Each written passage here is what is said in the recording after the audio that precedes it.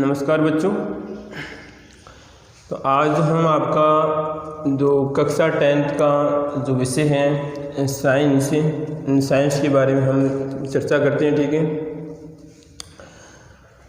तो science subject का अगर हमें जो शाब्दिक अर्थ निकालें तो जो शाब्दिक अर्थ क्या होता है, देखो इधर आप, क्योंकि कुछ विद्यार्थी या मान लीजिए कुछ हम सोचेंगे कि अब कोई चीज़ को हम पढ़ें, कोई भी हम शुरुआत करते हैं उसको आधार मान के पढ़ें तो कुछ आपका अच्छा होगा।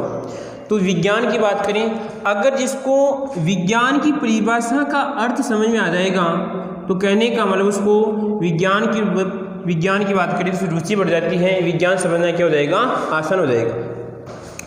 तो देखो यहाँ पर विज्ञान की देखो तो यहाँ पर क्या रहेगा आपका वी का मतलब हो जाएगा यहाँ पर विशेष ज्ञान।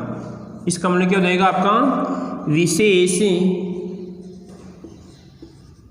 ज्ञान, यानी वी का मतलब विशेष हो जाएगा और ज्ञान का मतलब जो हम नॉलेज प्राप्त करते हैं, ठीक है, जानकारी प्राप्त करते हैं उसके बारे में हम सोच रहे हैं। एक विशेष प्रकार की जानकारी, एक विशेष प्रकार की जानकारी। अब जानकारी बहुत होती है परंतु उसको जो प्राप्त करने का तरीका है, जानकारी को प्राप्त करने का तरीका कैसा होना चाहिए, विशेष होना चाहिए। वही बात समझ, जिससे मैं आपसे सामने बात करूं कि मान लीजिए कि आप किसी स्थान पे जा रहे हैं, किसी आप स्थान पे जा रहे हैं, ठीक है, और वहाँ पर जाने के आपके पास दो रास्ते हैं, ठीक है, और दूरी दोनों में समान है, दूरी दोनों में समान है। तो आप अगर जिस रास्ते में आपको समय कम लगेगा, जिसमें आपके खर्चा कम होगा, ठीक है, जो आपके लिए उपयुक्त होगा, ठीक है, तो उसी प्रकार के रास्ते को क्या कहेंगे, उपयुक्त मानेंगे। तो इस प्रकार की जानकारी क्या कहलाती है, आपकी विज्ञान कहलाती है। यानी जो परिभाषा बनती है कि जैसे आपने 9th क्लास में परिभाषा पढ़ी होगी, 9th क्लास में क्या था कि प्रकृति के क्रमबद्ध व सुव्यवस्थित ज्ञान को हम क्या कहते हैं, विज्ञान कहते हैं। कि जो प्रकृति का क्रमबद्ध होना चाहिए, ये नहीं कि जैसे कोई भी हम बात करें, जैसे सब्जी की बात करें, किसी हमारी सब्जी बना रहे हो घर पे, क्या कर रहे हो आप, कुछ सब्जी बना रहे हो, ठीक है। अब जब आप सब्जी बनाते हो तो सबसे पहले क्या क्रियाकलाप करते हो, आप सब्जी को पहले जो भी आपको सब्जी बनानी होती है उसको आप क्या करते हो, इकट्ठी करते हो, ठीक है। उसके बाद में उसको आप यानी अगर काटने वाली सब्जी उसको काटते हैं, काटने के बाद में उसके लिए आवश्यक सामग्री जो भी इसमें आप तेल जो भी डालते हैं, आवश्यक मसाले, उसके बाद में क्या करते हैं, फिर उसको पकाते हैं, पकाने के बाद में आप आवश्यक जो भी सामग्री इसमें डालते हैं। तो इस प्रकार एक चरणबद्ध तरीका होना चाहिए।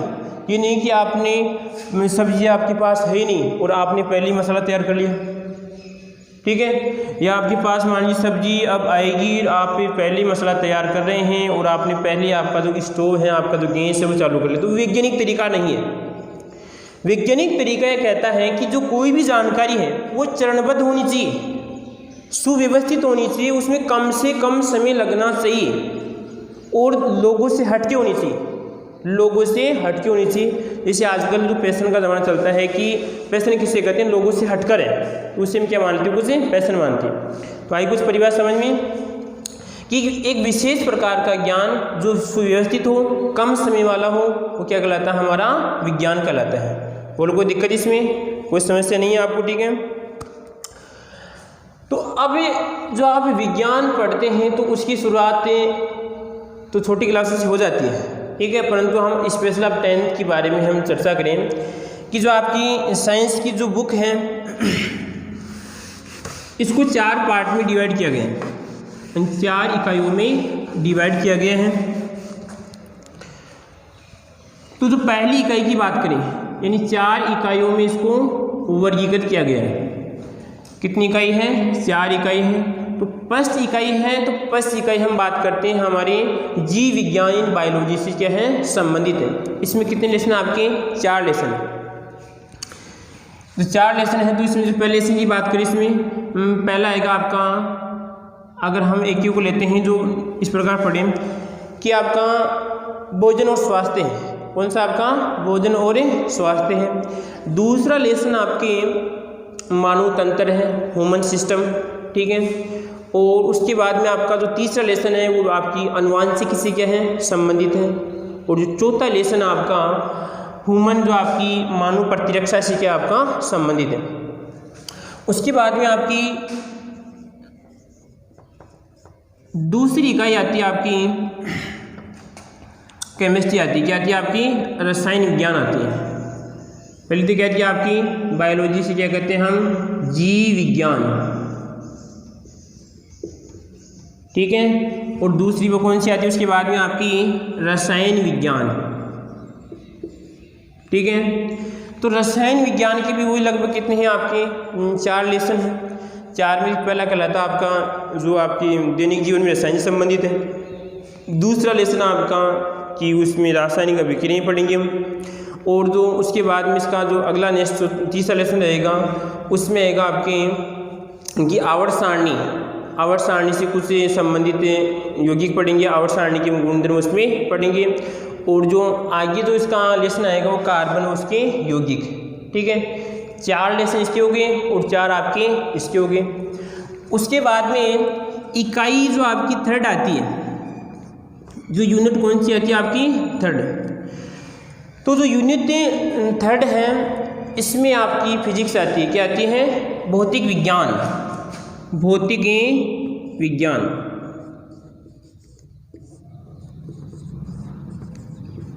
ठीक है।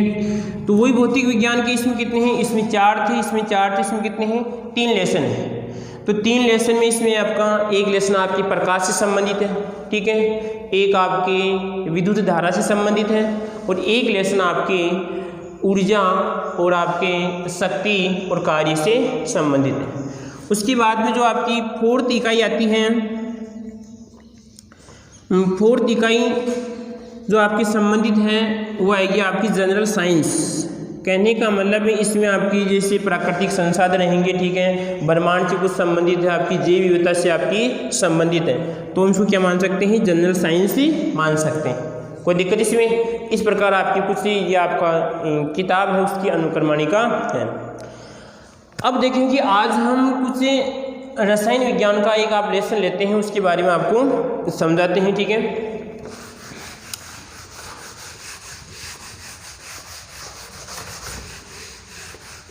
हाँ जी, तो रसायन विज्ञान का लेसन रहेगा आपका 8। कौन सा रहेगा आपका? लेसन की बात करेंगे आपका 8वें लेसन की बात करेंगे। इस लेसन का नाम है आपका कार्बन और उसके यौगिक। क्या नाम है आपका? कार्बन और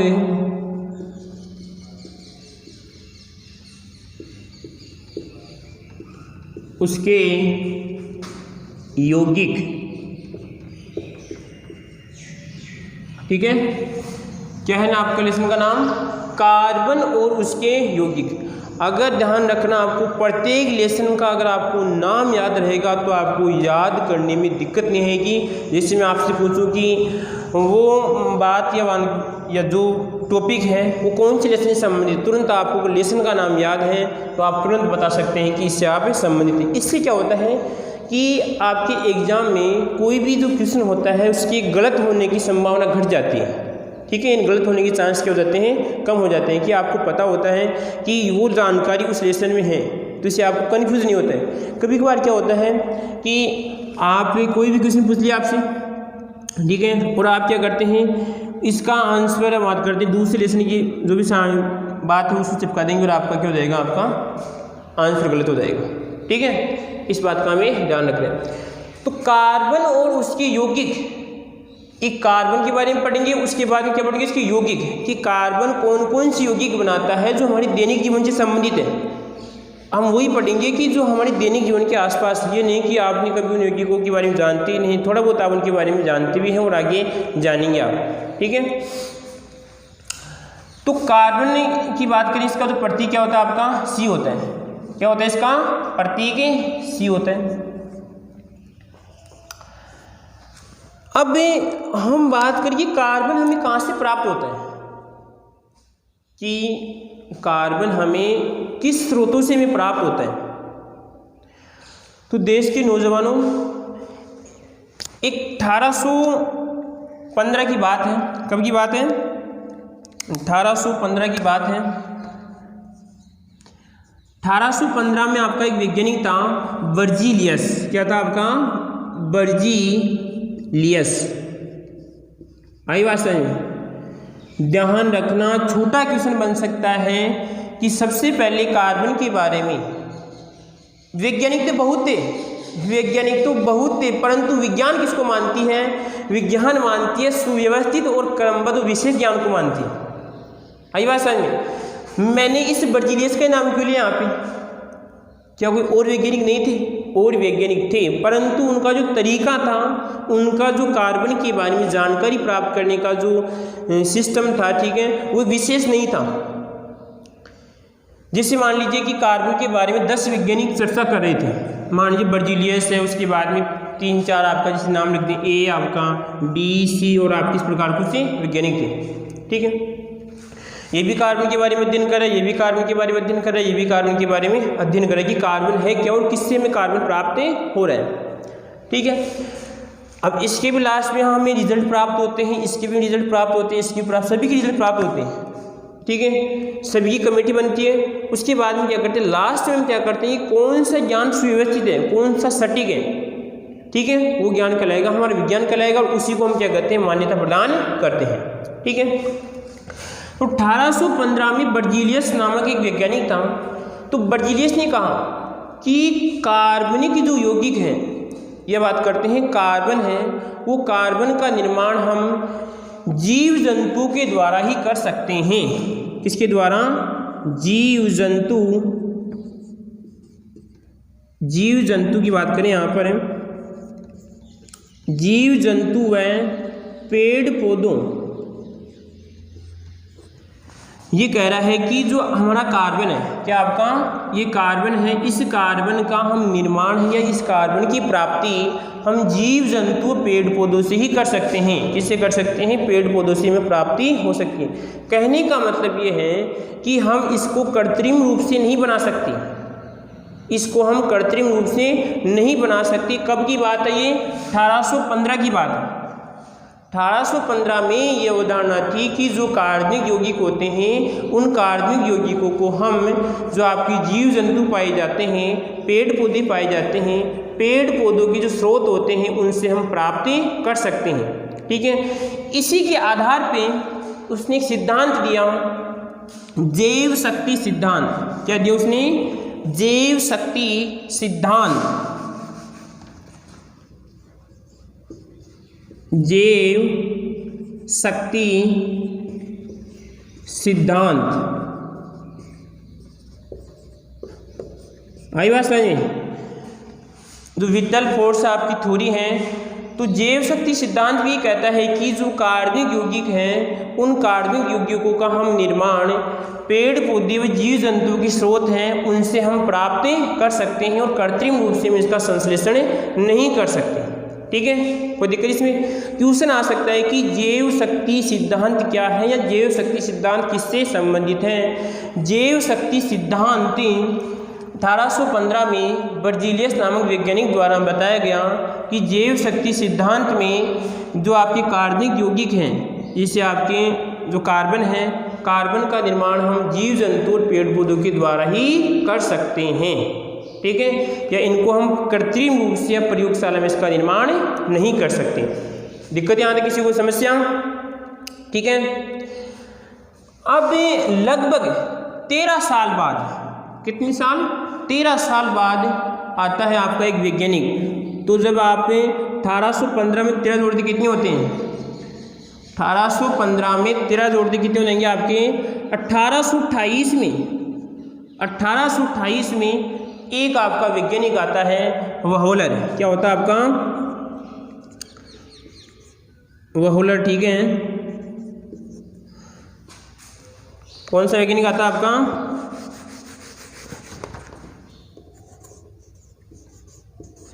वहोलर नामक आपका एक वैज्ञानिक आता है, ठीक है। इस वहोलर साहब ने क्या किया? इस जैव शक्ति सिद्धांत का खंडन किया। क्या किया? जैव शक्ति सिद्धांत का खंडन किया। खंडन किस प्रकार किया कि इसने जो कार्बनिक पदार्थ है, उस कार्बनिक पदार्थ का कृत्रिम रूप से निर्माण कर लिया प्रयोगशाला में। जैव शक्ति सिद्धांत क्या बोल रहा था कि जो भी कार्बनिक पदार्थ हैं, उन कार्बनिक पदार्थों का हम निर्माण प्रयोगशाला में नहीं कर सकते, या बात करते हैं कि जीव जंतु व पेड़ पौधों के द्वारा ही कर सकते हैं। कहने का मतलब सजीव पदार्थों के द्वारा ही निर्माण कर सकते हैं।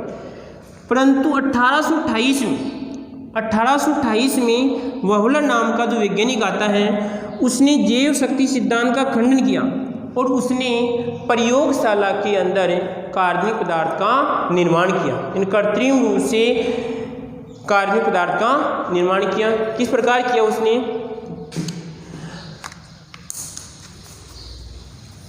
देखते हैं यहाँ पर जैव शक्ति सिद्धांत। उसने क्या किया? अमोनियम सल्फेट, किसको किया?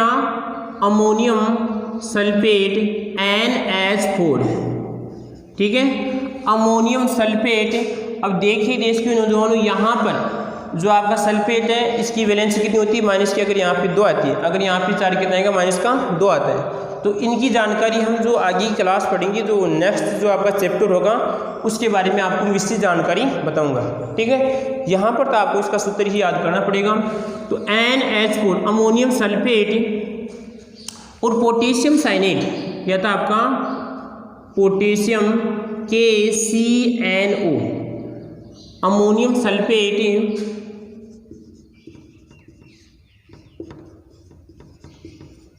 अमोनियम सल्फेट, इसको मैं मिटा देता हूँ, ठीक है।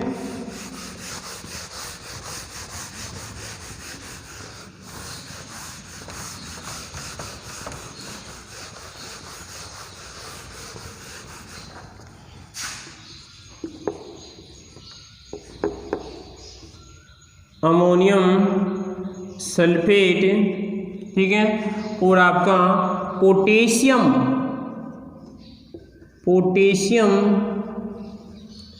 साइनेट,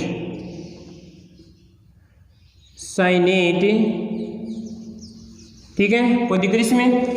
अमोनियम सल्फेट और आपका पोटेशियम साइनेट, तो इन दोनों को क्या किया उसने? कौन सा वैज्ञानिक था आपका? वहुलर था। कब की बात थी? 13 साल बाद। कहने का मतलब 15 में अगर 13 जोड़ते कितने होते हैं? 28। तो 1828 में वैज्ञानिक कौन था? आपका वहुलर। उसने क्या किया? ये दोनों जो आपके पदार्थ थे, इन पदार्थों को क्या किया उसने? गर्म किया। क्या किया उसने? गर्म किया। तो गर्म करने के बाद में उन्हीं से प्राप्त होता है यहाँ पर अमोनियम साइनेट प्राप्त होता है। क्या होता है आपका? Ammonium cyanate. कैसे बनेगा? यहाँ पर N और आपका ये H और आपका ये 4 और यहाँ पर कहलाएगा आपका साइनेट, यहाँ पे CNO, ठीक है। कोई दिक्कत? उसके बाद में यहाँ पर एक प्राप्त होता है इसमें K2SO4। बोलो कोई दिक्कत इसमें? जब उसने अमोनियम सल्फेट और अमोनियम साइनेट को गर्म किया तो उसे क्या प्राप्त होता है? यहाँ पर ये सिर्फ पोटेशियम साइनेट है, यहाँ पर उसे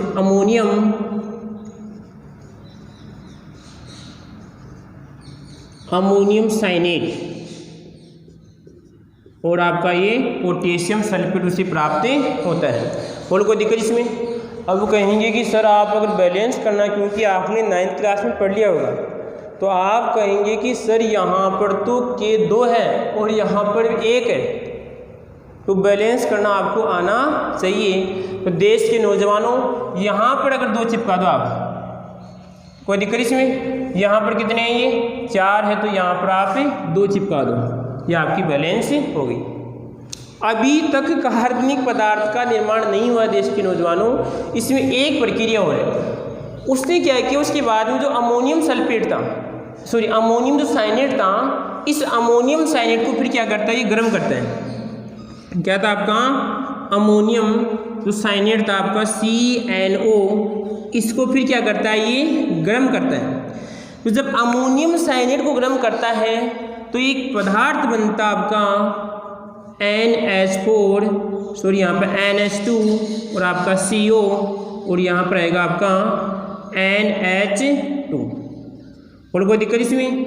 अगर किसी को मान लीजिए सूत्र किसका है याद आ रहा है तो तुरंत आप लिखिए कि सर इसका सूत्र है। तो यहाँ पर देखिए देश के नौजवानों, ये है आपका यूरिया का सूत्र है। और यहाँ पर इस यूरिया पे क्वेश्चन बनता है कि ये सबसे पहले प्रयोगशाला में निर्मित कृत्रिम रूप से आपका कार्बनिक पदार्थ है। ठीक है, सबसे पहले इसका निर्माण किया गया था कि इसका कार्बनिक पदार्थ कौन सा आपका यूरिया। क्वेश्चन बनता है कि प्रयोगशाला में सबसे पहले निर्मित कार्बनिक पदार्थ कौन सा है, कौन सा आपका यूरिया। आई बात समझ में। ये क्वेश्चन आपकी बार बार जो कॉम्पिटिशन एग्जाम होती है उनको भी परेशान करता है, उनको भी क्या करता है, ये परेशान करता है। आई बात समझ में।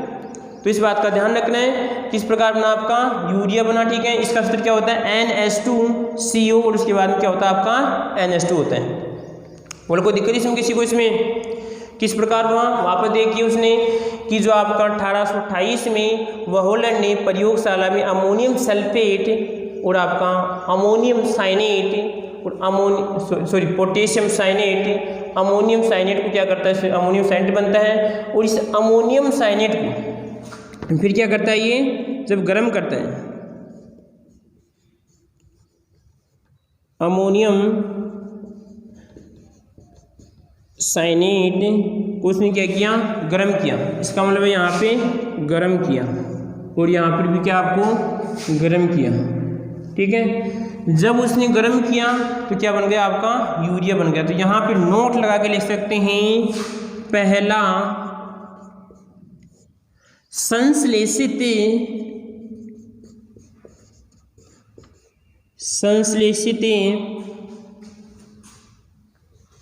कार्बनिक, संश्लेषित का मतलब कृत्रिम रूप से। ठीक है, पहला संश्लेषित कार्बनिक पदार्थ। ठीक है, क्वेश्चन छोटा बन सकता है इस प्रकार की यूरिया का सूत्र लिखिए। ठीक है, कि प्रयोगशाला में पहला निर्मित कार्बनिक जो पदार्थ है उसका सूत्र लिखिए, उसे कौन सा आपका यूरिया होता है। किस प्रकार से आपको रिएक्शन भी याद होनी चाहिए। इस प्रकार आपको बड़ा क्वेश्चन पूछ सकता है कि वहोलर के द्वारा जो यूरिया निर्माण की संश्लेषण की प्रक्रिया थी उसको स्पष्ट कीजिए। ये 3 नंबर का क्वेश्चन इस प्रकार आपसे बन सकता है। बोलो कोई दिक्कत यहाँ किसी को, कोई समस्या। ठीक है, तो क्या लिखेंगे इसमें लास्ट में हम कि 1828 में वहोलर नामक वैज्ञानिक ने जैव शक्ति सिद्धांत का खंडन किया। और खंडन करने की बात करते हैं, खंडन क्यों हुआ, क्योंकि जैव शक्ति सिद्धांत का उसने बोला था कि पेड़ पूरे जीव जंतु के द्वारा होता है। उसने क्या कर दिया, कृत्रिम रूप से इसका निर्माण कर दिया। और उसके बाद में उसने कहा कि पहला संश्लेषित आपको कौन सा ये कार्बनिक पदार्थ है। बोलो कोई दिक्कत इसमें, कोई समस्या। आगे बढ़े।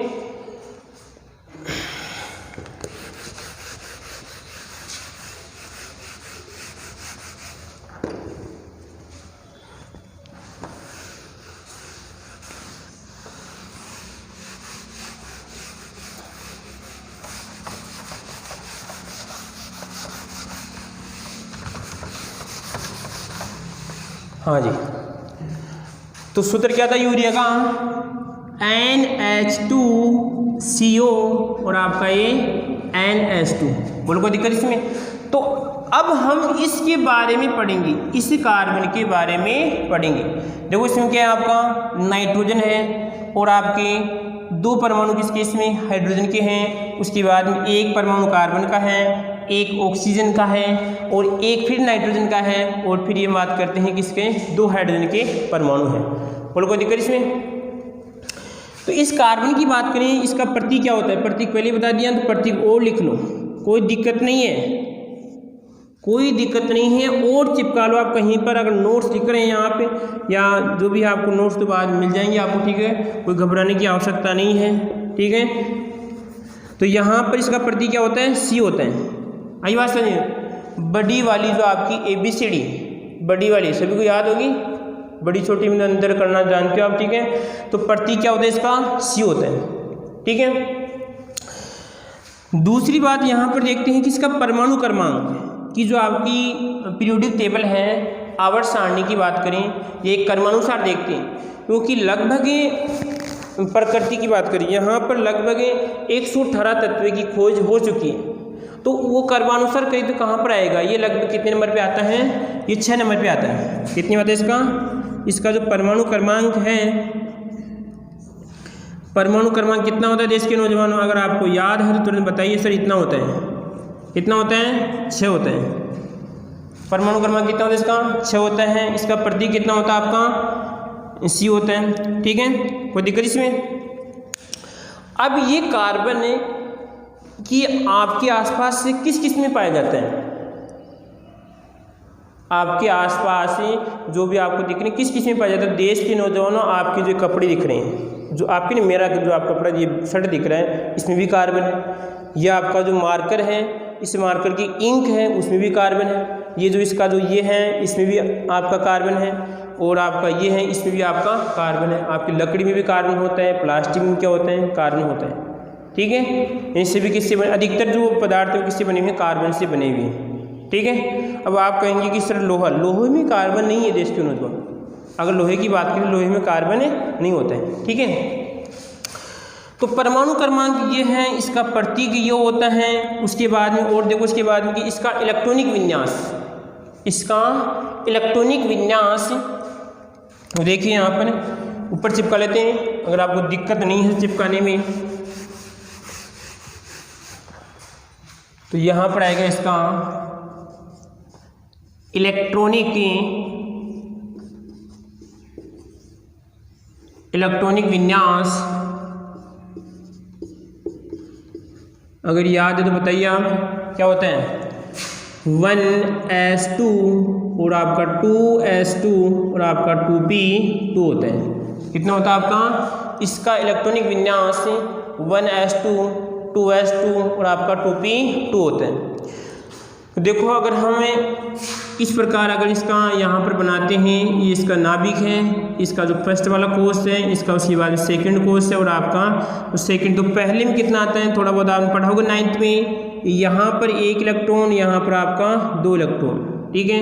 उसके बाद में आपका फर्स्ट कोष था और दूसरे कोष में कितने आएंगे, तो कितने 2 कितने हैं 4, 1 इलेक्ट्रॉन 2 3 और आपके ये 4 होते हैं।